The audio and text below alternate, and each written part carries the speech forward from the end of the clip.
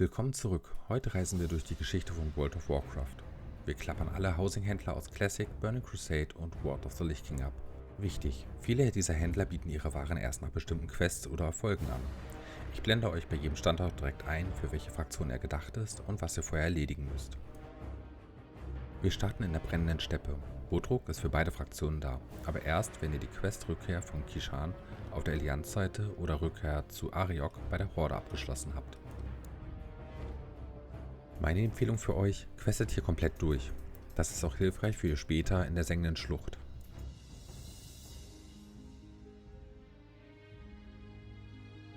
Im Dämmerwald in Rabenflucht stellt Wilkinson für die Allianz bereit. Er hat zwei spezifische Quests, das Unmögliche möglich machen, schaltet den Holzzaun frei und Morbins Bann, den gilnearischen Tisch. Habt ihr denn schon einen Look, den ihr bevorzugt für euer Haus? Oder gehört ihr zu den Sammlern, die jeden Artikel mindestens einmal im Besitz haben wollen? In Dun Morog, genauer in Kharanos, gibt es eine Besonderheit. Gastwirt Belm verkauft nur an die Allianz. Und ihr müsst selbst ein Gnom oder ein Zwerg sein, um bei ihm kaufen zu können. Hier zählt es zum Beispiel nicht, wenn ihr einen Irdenen spielt. Der sieht aus wie ein Zwerg, aber mit diesem konnte ich zum Beispiel nichts bei ihm kaufen.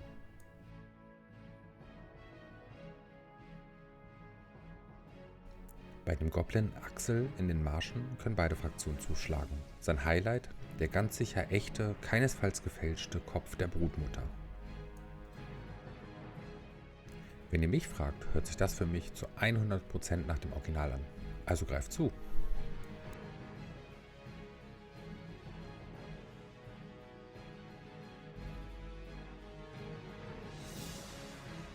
Für die Allianz geht es nach Lochmodan zu Drak. Ihr müsst allerdings vorher die Quest Die Achse des Grässlichen erledigen, um seine Artikel erwerben zu können. Er befindet sich direkt in Tel Sama, in dem Gasthaus, wenn ihr reinkommt, einmal Treppe runter und direkt wieder rauf. Dann könnt ihr die Hängelaterne aus Tel Sama erhalten. Jacquelina Drammett ist neutral eingestellt. Sie steht in der Nessingway-Expedition, verlangt aber einen Klassiker. Ihr braucht den Erfolg, die grünen Hügel des Schlingendorn-Tals, um bei ihr einkaufen zu können. Hat einer von euch schon die Elch-Trophäe von Nessingway in seinem Heim? Schreibt es gerne in die Kommentare.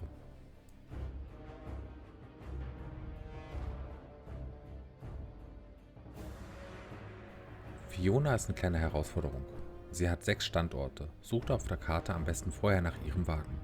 Wenn sie nicht zu Beginn am Anfang der Pestländer steht, ist sie vielleicht bei einem der 4 Türme oder bei der Kapelle des hoffnungsvollen Lichts. Ihr braucht zudem den Erfolg voller Wagen, um ihre Ware freizuschalten. Sie ist ebenfalls neutral eingestellt und bedient sowohl Allianz als auch Horde.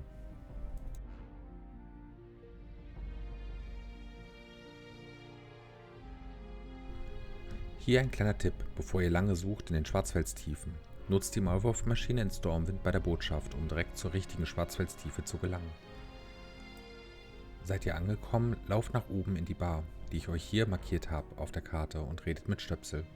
Bei mir wurde die Maschine nicht angezeigt bisher, dies könnte aber noch kommen, eventuell mit Midnight, wenn es denn offiziell erschienen ist.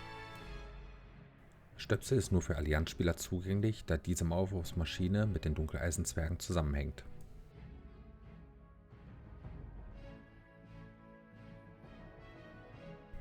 Angekommen in der sengenden Schlucht begeben wir uns zur Thoriumspitze.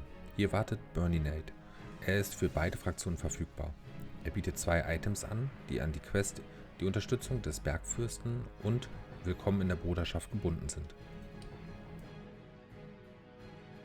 Habt ihr beides erfüllt, bekommt ihr den Holzkasten der Schattenschmiede und den Schleifstein der Schattenschmiede.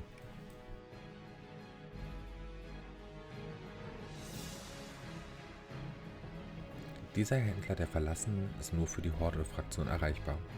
Edwin versteckt sich beim Grabmal auf dem Feld mit den Grabsteinen. Schaltet seinen Artikel über die Quest Lohenscheids Fall frei.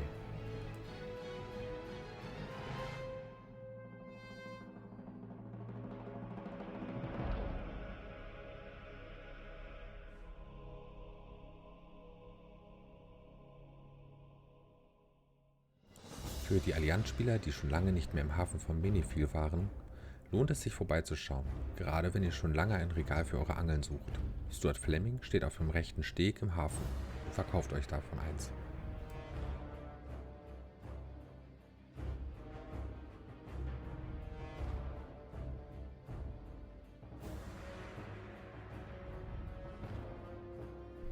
Zum Abschluss von Classic schauen wir noch einmal in die verwüsteten Lande. Hier steht Maurice der Allianz zur Verfügung, verlangt aber den Abschluss der Quest Der Fall des Mal Wurmdorn. Ihn findet ihr in Servage, unterhalb des dunklen Portals. Hier bekommt ihr dann nach Abschluss der Quest diesen echt schicken Wagen.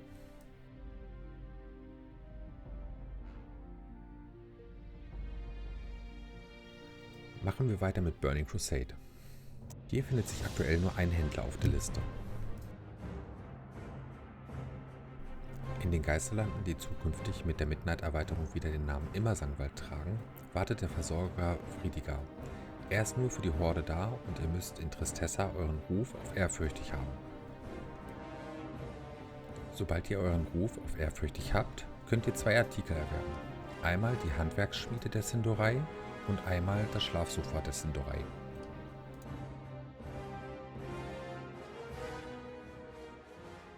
Kommen wir zur dritten Erweiterung und gehen in den Norden.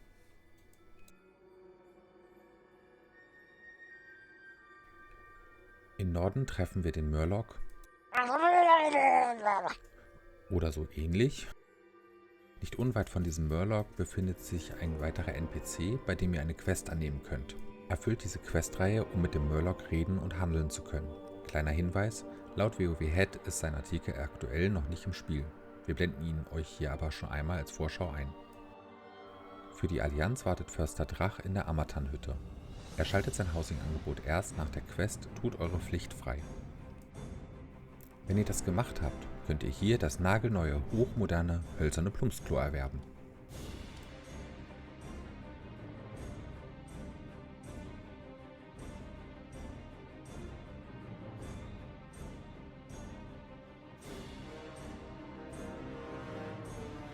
Unsere letzte Station hier im Norden ist neutral und ist in der Nassingway-Expedition zu finden.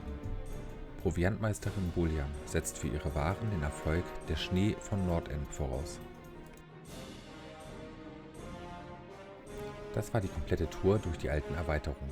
Ich hoffe, dieser Guide hilft euch, euer Haus mit geschichtsträchtigen Stücken zu füllen. Wenn es euch gefallen hat, lasst ein Like und ein Follow da, um nichts mehr zu verpassen. Viel Erfolg beim Questen und Einrichten. Bis zum nächsten Mal.